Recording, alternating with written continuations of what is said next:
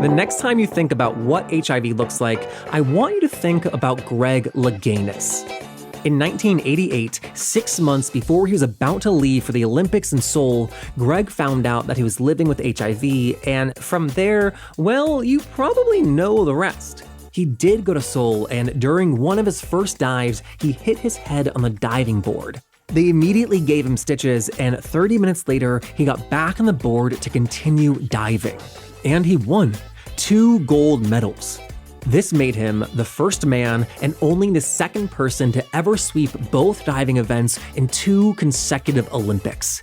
He is widely considered the greatest diver of all time, so that is what HIV looks like. That is what is possible.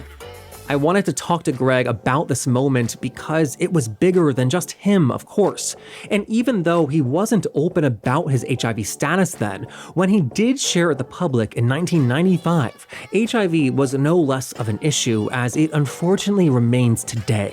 So all of that is coming up, and from The Advocate magazine in partnership with GLAAD, I'm Jeffrey Masters, and this is LGBTQ&A with the world's greatest diver, Greg Louganis.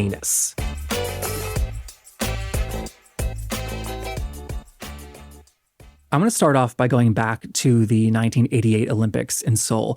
I'm fascinated by that moment because we have incredibly few examples of athletes living with HIV and competing at the highest levels. And so at that Olympics, you walked away with 2 gold medals. But going back to that time in 1988, that was not a certainty by any means. At the time, how were you thinking about how HIV might affect your diving career? I really didn't know. Now, back in 88, we thought of HIV/AIDS as a death sentence. So my thought was, well, if I'm HIV positive, I don't want to waste my coach's time. I don't want to waste my teammates' time. So I was going to pack up my bags and go back to California and lock myself in my house and wait to die. So that was my intent. But my doctor, who was also my cousin, he encouraged me to stay and train. He said that that was the healthiest thing I could probably do for myself. They put me on AZT right away because they wanted to treat me very aggressively. At that time, I mean, there were travel bans. So nobody could know about my HIV status, or I wouldn't have been allowed into the country. So it was a well-kept secret. And with the AZT, it's not just like a once a pill day like things are now. You were waking up every 4 hours to take it. Right. Yeah. The way that it was prescribed back then, it was 2 pills every 4 hours around the clock. So you're getting up in the middle of the night, in the middle of the morning, no matter where you are. If I was training, my little alarm would go off and it's like, oh, AZT break, just like in Rent. And so like a good night's sleep before competing the Olympics was just impossible for you. Right. As an athlete, as a performer, we train. I mean, we get accustomed to, okay, what needs to be done? Like my medication, I just adjust it. I think we think about like the current medication. As you said, it's no longer a death sentence if you have access to healthcare, and you can compete and do anything you want like today. But I think like what kind of amazes me about your story is that you did it like before the drugs got good. It's before we knew anything. I mean, AZT was an experimental drug for treatment. It was initially a cancer drug.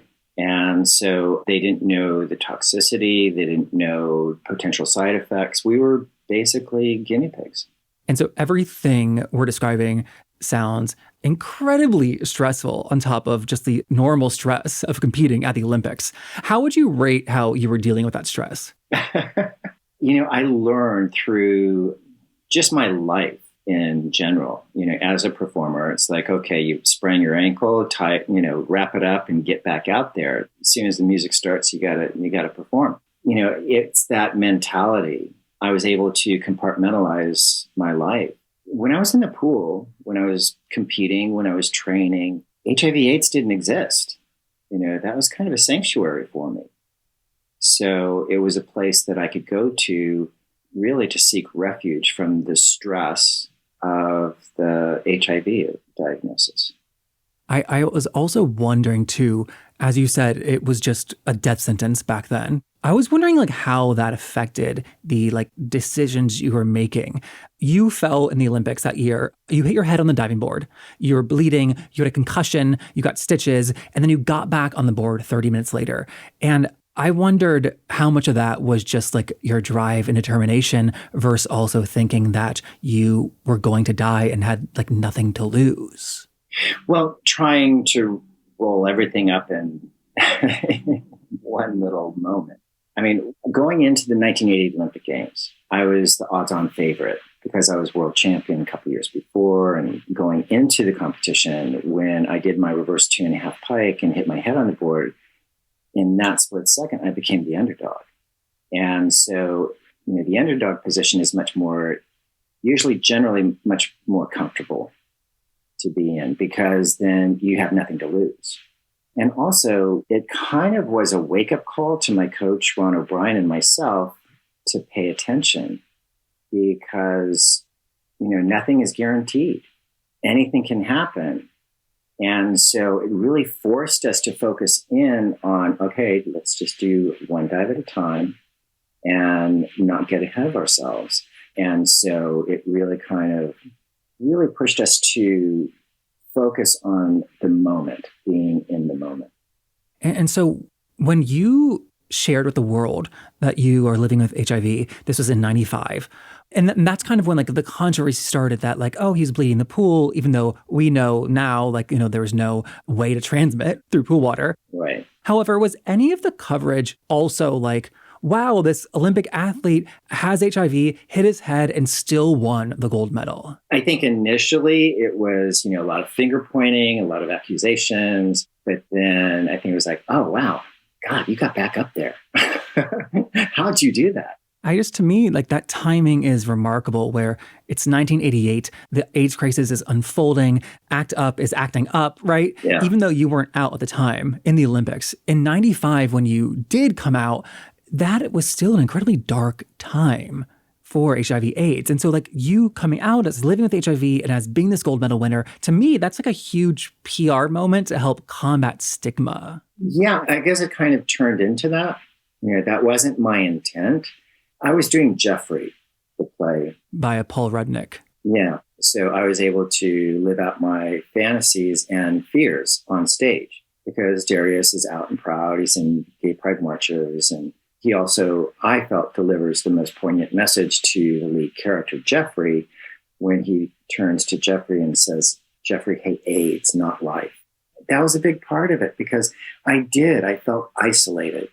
I felt alone. And I was thinking, you know what? Chances are I'm not the only one. So if I come forward with what I've been dealing with my HIV, with all of that stuff, and open that door up, then I would hopefully be letting people in who may be feeling the same way to let them know that they're not alone.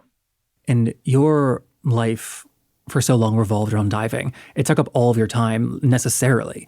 Reading your book, it seemed like because of all that time spent, you weren't able to invest in or be a part of a gay community. You didn't have like a circle of like gay friends. Like, did I get that wrong? No, that's pretty accurate. I think I was totally immersed in my diving. I kept everything separate. Everything, my entire life was compartmentalized. I had my college friends. I had my social friends. I had my diving friends. I had my theater friends. When I was doing Equus, Jimmy Puig, who played Dr. Dysart, he turned to me and said, I know Greg Louganis, the actor, but I understand you dive as well. And I was like, well, yeah, I'm kind of on scholarship for that, but yeah. There's other things I do. You were like a relationship guy and you were in a relationship for like the peak of Greg Louganis fame. Does any part of you wish that you had been like single and slutty, for lack of better words? It's funny because I probably describe myself more as a serial monogamist. Is that, I latch onto somebody and it's like, oh, that's it. This is it, kind of thing. And then I stay too long. I was like, oh my God, this isn't working. Oh, this is not what I thought it was. It's but you learn, I mean, through relationships and all that. And, now I'm happily divorced and I'm very good friends with my ex-husband. And, we share, we still share a lot of things together. It's a good thing. I think we recognized that it was good for when it was. And it wasn't necessarily meant to be a forever thing. But now I'm single. I'm learning I need to be comfortable with myself. And I am. Me and the dogs, we do great. We navigate very well together. And also learning that we don't have to look outside of ourselves for validation, that we can be the validating cheerleader for ourselves and have confidence in that. And so you are 62 years old and finally learning that lesson. I know it took, yeah. And it's a process, hopefully people get it sooner than 62, but better now than later. Yeah. I don't mean that in a judgmental way. Yeah. Because sometimes, you realize, I probably could have stayed in some of the relationships, but it probably wouldn't have been productive. And also, you start building up resentments too. And so to let go of those resentments and make peace with that and just be comfortable in your own skin and embrace yourself. For a period of time, you were one of the most famous gay men in America. Was that challenging to have that change? Okay, so I'm dyslexic. And so I'm not one it was never a habit of mine to pick up a newspaper and read it every day. During my diving career, one thing that my mother used to do when I was growing up is she would come in and read the articles, and she'd share with me a nice article that somebody wrote, had nice things to say. And her instructions to me were, okay, next time you see this individual, because the sports reporters, we'd see them every so often. They were at so many of our competitions. So the next time I saw them, I could say, thank you for the kind words. So I can be in gratitude and be appreciative of what they might be saying about me if it was positive. The other stuff I didn't really care about. I didn't focus on. It wasn't interesting to me. And it's so funny because everybody thinks fame and fortune goes hand in hand. It doesn't. I'll take the fortune before you can have the fame. It was never a goal. It was never my intent. It was a byproduct of what I was doing. Well, as you said, the fortune didn't come easy. You've been very open about the challenges post-Olympics. How are you doing today, money-wise? I'd be lying if I said, oh, it's great, it's wonderful. No, it's a struggle. I think everybody's had a struggle, with the whole pandemic and the shifting, and because most of my livelihood has been speaking, and then that kind of events kind of dried up, and so now we're going virtual, and so it's changed a lot. Have I found my pot of gold? Not yet. Still looking. I think also just factually, there were other opportunities that were not open to you because you were gay. We can say that, right? Right. Yeah. Definitely. Because people ask me, when did I come out? It depends on who you talk to. I was out to friends and family. I was out, it was an issue. My sexual identity was an issue with international travel sometimes, because who was going to room with the fag? Was that a thing that you were told? Yeah. And the thing is, everybody wants to point to homophobia, but God, we were, in our early 20s, late teens, early 20s, so I think it was more about jealousy and envy than it was about homophobia, because I've run into a lot of those, those individuals. They didn't have a problem with my sexual identity. They didn't have any issue with that. It was more that I was winning all the time. Oh, because you won a silver medal when you were 17, I believe? 16. 16. Yeah. Almost your entire professional diving career was as an Olympian. Yeah. I had a really bizarre career as a diver, because my first Olympics, I was 16. I was in high school. All my other teammates were out of college. They were older. And then once I made the finals of nationals, and once I qualified for an Olympic team, then I could no longer compete in the age group division at that time. So I was thrown into the senior scene and without the ability to go back to age group to where my peers would have been. So I went through several, quadrennials before my group caught up to me. And then by that time, you had just gotten even better. Yeah. As you said, you are not asthmatic, you're dyslexic. Well, I had asthma too. Growing up, I did have asthma, and then that shifted. Oh, let's list all your ailments. I know. Really, really. Okay. Yeah. Now, as a child, I was asthmatic, and then that turned into hay fever. I was allergic to dogs and horses and all that stuff. But so growing up, you were dyslexic, and you didn't have a word for that, so you just thought that you were dumb. And you also said you thought you were ugly and you didn't fit in. And then the world gets to know this handsome, shirtless, Olympic gold medal winner. Did your brain ever make that adjustment and catch up to the way that everyone else sees you? No. I don't see myself that way. It's just, I never saw myself in that light. I mean, when they would give me these labels, it's like, oh, that's interesting. Yeah. I mean, I still probably saw, this little kid with a white ethnic nose. I mean, I was surprised reading the book that growing up, you had darker skin and they just called you the N-word because they didn't have words for Samoan. Right. Well, I didn't know where Samoa was. And I never, researched it, so I had no idea. So I didn't know what that meant. That's the thing that I'm really learning is that, I mean, it's not so much the words, it's the meaning we give them. Right, because the first time I was called a faggot, I didn't know what that even meant. I just heard the hate in that word. Right. Yeah, because you can hear it in the tone. So it's oh, well, then that must be something bad, right? So then we start judging. With your Samoan culture, I saw that you have a tattoo on your shoulder and arm. Is that from that? Is that connected? Yeah, it was funny because I was at the reunion for my biological father. This is before I had any tattoos. And I said, I've been thinking about this. I said, Malcolm, my half brother, I said, do you have a tattoo? And I was, Greg, I'm Samoan. And so I was okay. And so then I said, okay, who would you recommend for me to go to? Because I wanted to have something, kind of, tribal family-ish kind of thing. And so he introduced me to Alapate because he's doing a lot of my nieces and nephews. Yeah, because it's tradition. And I'm learning about the Samoan Polynesian culture because I wasn't raised in that. I was raised Greek. My name's Greek. So I was raised in Greek church and, those traditions, Easter, all that stuff. Oh, with your parents who adopted you.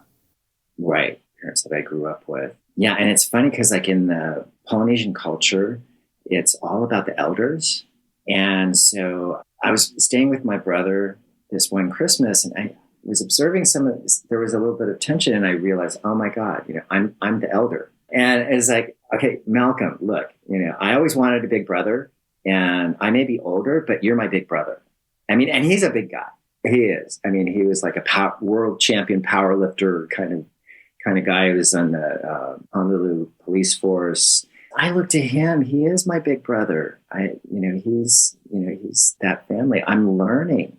I'm just a kid learning. Oh, you're learning about your family and your culture for the first time. Right. Yeah. I mean, I don't want to tell you this, but right now on the podcast, we're doing a whole series on LGBTQ elders. Oh, wow. Is that weird to be in that group?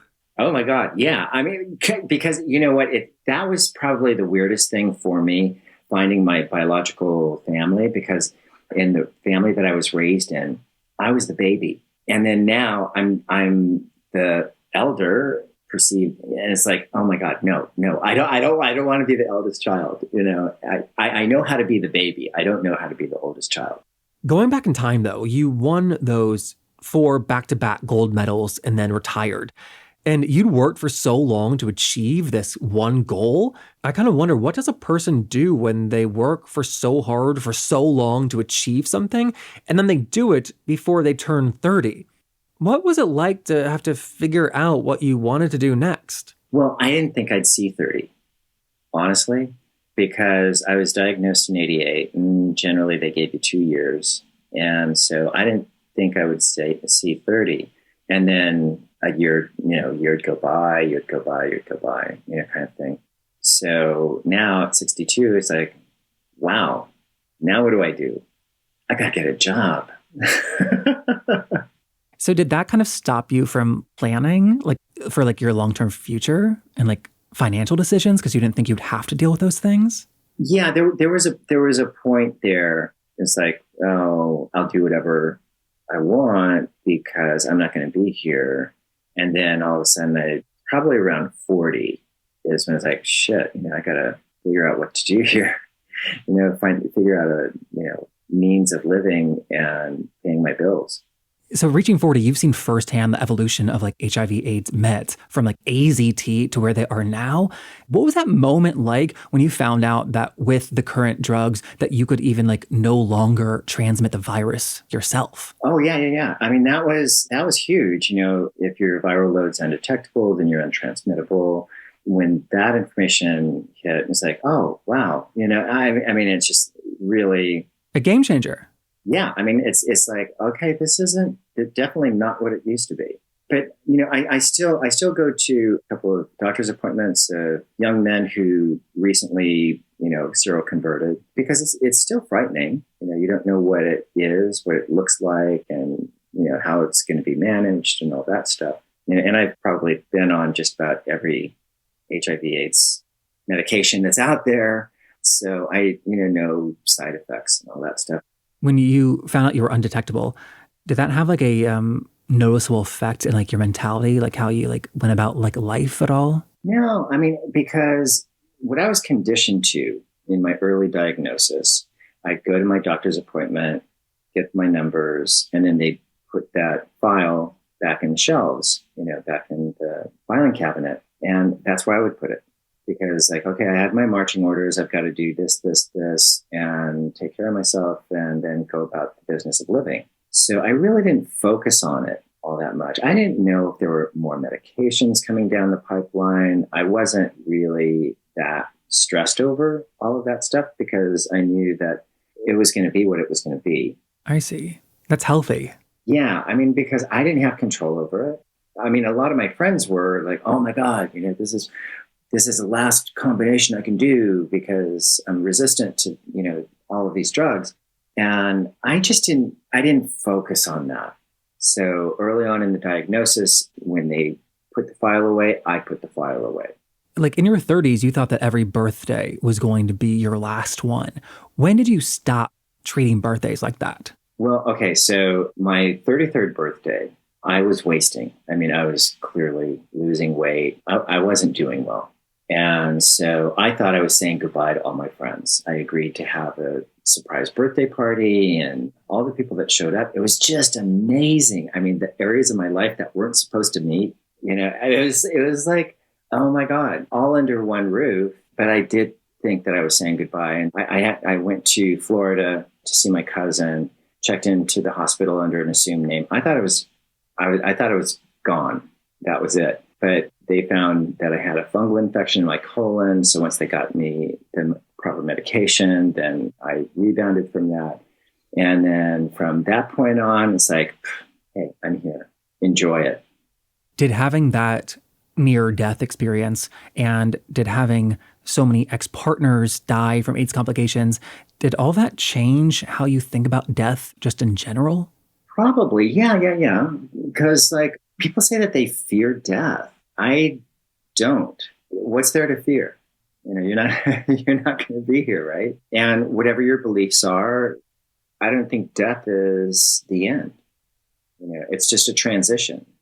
But so it sounds like you had so much experience with death early on, also with like thoughts of suicide, that kind of like now you are not worried. It doesn't give you anxiety. No, it doesn't. Sometimes like if you are, get lightheaded, you haven't eaten and you get lightheaded and you get dizzy. It's like, oh, wow, that's an interesting feeling. Like you're about ready to pass out or something, and like so many people like, oh my God, and they panic. But the way that I view it, whenever something like that happens to me and I get dizzy, or, if I stand up too quickly, it's like, oh my God, isn't that interesting? I find it fascinating. So you're approaching death with a curiosity. Right. Yeah. I mean, I love like, that. oh my God, where's this leading? Oh, this is cool. So it's just like, why stress about it to prolong it, or just enjoy the ride? I think that is an amazing place to leave it. So thank you for the amazing conversation. Oh, my pleasure. And that was Greg Louganis. Now, Greg released a memoir in the 90s called Breaking the Surface, and that was actually co-written by Eric Marcus. You, of course, know Eric from the Making Gay History podcast. Big thank you to Eric for helping to set this up. And big thank you to you for helping us to spread the word about our show. Many of you have been tweeting about us and posting on Instagram and Facebook, and doing things like that. It really is the number one way you can help our show continue to grow. So thank you to everyone who's doing that, and keep it up. Don't stop now, baby. All right, we're brought to you by The Advocate Magazine in partnership with GLAAD. I'm Jeffrey Masters on Twitter and Instagram at JeffMasters1. I'll see you next week. Bye.